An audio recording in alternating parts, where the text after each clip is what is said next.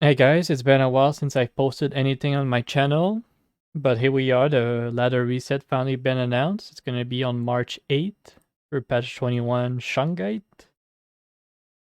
There's gonna be a content patch and balance changes to the PTR about a week before the actual reset. Right now there's a PTR going and you can test stuff like the stash changes and a bunch of quality of life that I'm gonna show later on in the video.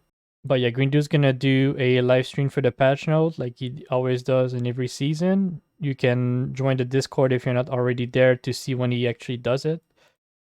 And I'm also gonna leave this news post in the description.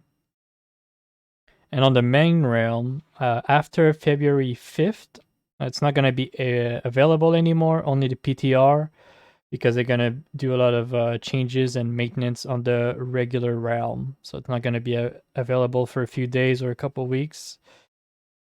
And then non-ladder character for the two people that play non-ladder.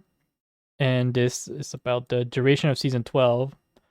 They are aiming for 4 or 5 months a season, depending on the community feedback, which I think is really good. 4 months would be great. I think less than that is way too early, and I mean 5 months would be fine too. But I think more than that is like, I think pretty much everyone is kind of done with the game. Even someone like me that plays a lot of subtle self-found and like different accounts and different challenges and stuff. So the time for the reset's gonna be on 5 p.m. EST for me. But you can see all the on the times depending on your time zone. Alright, so for new features, I made a document I'm gonna leave in the description. I probably missed some stuff, but I tried to include like the main things. So with NPCs, if you control left click on an NPC, it's gonna do their main action. So for Akara, it's gonna be trade. Before you had to click on her and then click trade. And you can see at the top, my loot filter actually work on the trader, so you don't have to hover items. When you open the shop, it's gonna tell you if there's an item on your loot filter that's worthwhile. And also on the PC, if you go to gamble, at the bottom there's a gamble refresh button. And the items that are grayed out are because they are hidden by the loot filter. So if I go to the stash, there are now 31 stash tabs. They can change color, rename them however you want. And obviously there's the currency tab. All your runes and potions and gems. Really nice. And everything is shared, so even the currency tab.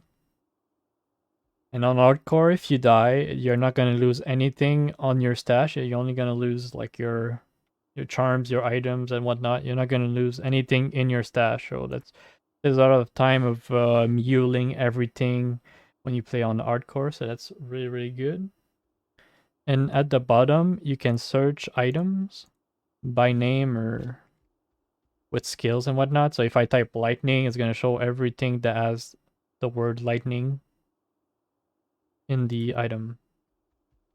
So you cannot stash quest item anymore except words like to open cows. That's the only item that you can put in your stash anymore. But that's not a big deal, since if you're making a new characters and you want a cube, all you can do is just drop the cube on the ground, wait 30 seconds, quit the game, and come back with the other character and get the cube. And then once you're at Trav, like in Act 3, you can drop the cube on the ground, kill the council members, and there's gonna be another cube that's gonna drop. So you don't have to actually get the cube in Act 2 if you don't want to. Right, for settings, if you press H or you press the settings button right here, it's gonna open this menu. It was here before, but now there's new options. I'm not gonna go over all of them. I'm gonna leave it in the document, but I'm gonna show the main ones that I really like. Enable screen shake, so you can disable that when you fight Diablo or Enduriel and all that. The screen's gonna shake, but you can remove it. Nameplates is actually pretty good. It makes unique monsters and bosses look a lot better, I think. The buffs, you can put like buffs that I have right now, burst of speed, at the bottom or at the top. and you can choose what buff you actually show. Right there's a bunch of things. So if I go in a combat zone, I have my 2 auras, I have blade shield, I have burst of speed, and I also work on charges on with skills, like with my blade of ice, for example. If I can find a minion, I killed everyone. So you can see, we can see my stacks. I have 3 stack of fist of fire and 1 stack of blade of ice. So that's really nice. Now in maps, you can set the bottom right your stats of the map, so it's a lot cleaner now. You can just hover at the bottom, it's gonna show everything. Another thing with the UI, if you press your character sheet, you can click on the arrow here, and it's gonna show all your stats, your go find and magic find, your res, and all that. And you can do the same with your merc. You press O, click the arrow, and it's gonna show your merc stats. His skills, so right now he has a jab, level 19, and all his stats, so that's really nice. Obviously the game looks really good right now. I'm playing with D2GL. You can press Control O in game and you can change all your settings, your shaders. You can switch between what you want. It's all preference. I'm using FSR. This one, I think this one looks really good. Personally, I keep Luma sharpen to what it was default, and the blue might disable it because if not, like the portals look super bright. It looks awful, I think. Even without it, it looks kind of bright, but I think it's tolerable. Some people have been problem with like the mouse is lagging. Usually it's FXAA that causing that, so disable this and it's gonna be fine for a lot of people. Well, some people. And if you don't like the movement, you can disable it here. It's like the 60 FPS movement prediction, sorry. So that's how it looks without it. But if I enable it, like the game is a lot smoother. But for some people, it looks awful. It takes a moment to get used to, but I really like it. Skip intro doesn't matter. And the HD text, that's like the main feature that I like about this. It makes items and whatnot look so much better. Like, look at this. Get the text, and then if I enable it, it looks so clean. It's really nice. And the HD cursor, that's the D2R cursor, I guess. Which is fine. I mean, I like both of them. As you can see, I have all around left click. So now I can actually play foe without the annoying like auto aim. It's not as bad playing foe now or in other builds actually, obviously. So it makes playing paladin a lot better, I think. If you want, you can have 2 auras, one on left and right click, but you cannot attack. So it's actually not very good. Like the damage auras are really bad except Sanctuary, but the other ones are not good at all.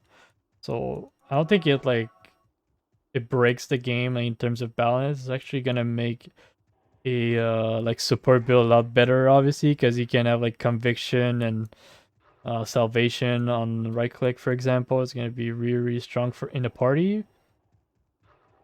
Another change is that when you die, in normal you don't lose any XP like normal. In nightmare you lose 5% XP, and in hell you lose 10% of your level. But you don't leave a corpse behind, so you cannot get the. I think in hell it's like 8% that you get back. But there's no corpses. You revive with your all your potions in your belt, for example, and all that. So it makes dying more punishing, which I think is a good thing. So I'm just gonna show you. I'm just gonna die these guys. And at the bottom is gonna see I'm gonna lose 10% XP. But I'm back in town with my staff equip. So I think that's a really nice change. It makes, like I said, the death more punishing, but most importantly, it kind of fixes strength bugging, like people losing gear to strength bugging. So now you can have multiple unique charm in your inventory. Only one's going to be active, obviously, so it says there limit to 1. It's a really good change for declone, especially because before you could not have a Annie in your inventory if you would go do the 5 because you could not pick it up without dropping the one you currently have. So that's really nice. Gonna make the fight a bit easier.